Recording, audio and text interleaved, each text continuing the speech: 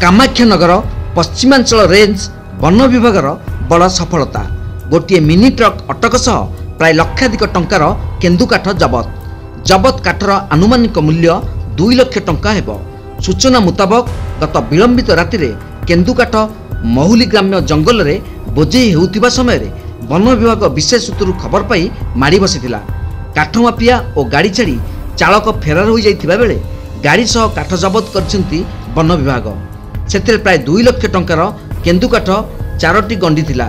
दीर्घ दिन हेब केन्दुकाठ एही रास्ता दे राज्य तथा राज्य बाहर को चोरा चालाण हेउतिबा अभियोग होई आसुतिला। विशेष सूत्रु वन विभाग खबर पाई गत विलंबित राति गाड़ी रे काठ लोड समय धरिबारे सक्षम होइछंती। गाड़ी और काठ गुड़िक जबत करी अधिक तदंत जारी रखिछि कामाख्यानगर पश्चिमांचल रेंज वन विभाग। कामाख्यानगर प्रकाश कुमार पात्र रिपोर्ट तीर्थक्षेत्र लाइव। ढेंकानाल जिला कामाख्यानगर ब्लॉक तुमुसिंगा प्राथमिक कृषि समवाय समिति स्तरीय बैंकिंग सेवा और ऋण कर्मशाला अनुष्ठित हो जाइछि।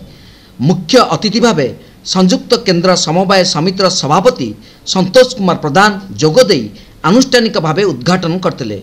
अन्य अतिथि भावे परजंग भुवन समवाय समितिर सभापति और कामाख्यानगर ब्लॉक अध्यक्ष 2 नंबर जोन जिला परिषद मेंबर स्थानीय सरपंच समिति सभ्य जोग देइतिले। मुख्यमंत्री निर्देश क्रमे यह कार्यक्रम गत मार्च मास 15 तारिख आरंभ हो मार्च 31 पर्यंत चलिबार थिला। सही क्रम आज हेउची शेष दिन। कामाख्यानगर ब्लॉक तुमुसिंगा समवाय समिति रे बैंकिंग सेवा और ऋण कर्मशाला चलीथिला।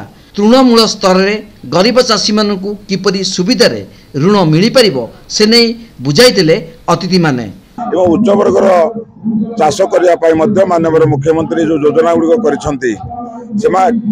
लोक पाखे पहुँचो एवं लोक मैंने कि उपकृत हे आज कर्मशालार मुख्य उद्देश्य ये मुझे देखुची आम तुमुसिंगा कृषि प्राथमिक सेवा समवाय समिति रे बहु संख्यार आम चाषी भाई भौणी मैंने एसएससी ग्रुप माँ मैंने उपस्थित अच्छा लाइन डिपार्टमेंट समस्त अधिकारी भाई भौणी मैंने उपस्थित अच्छा सुंदर कार्यक्रम होमें किभली भाव तृणमूल स्तर चाषी मानक सरकारी सुविधा जोगे देवु मुख्यतः यार उद्देश्य एवं कार्यक्रम साधित होउछि प्रत्येक प्राथमिक सेवा समवाय समिति। कामाख्यानगर प्रकाश कुमार पात्र रिपोर्ट तीर्थक्षेत्र लाइव।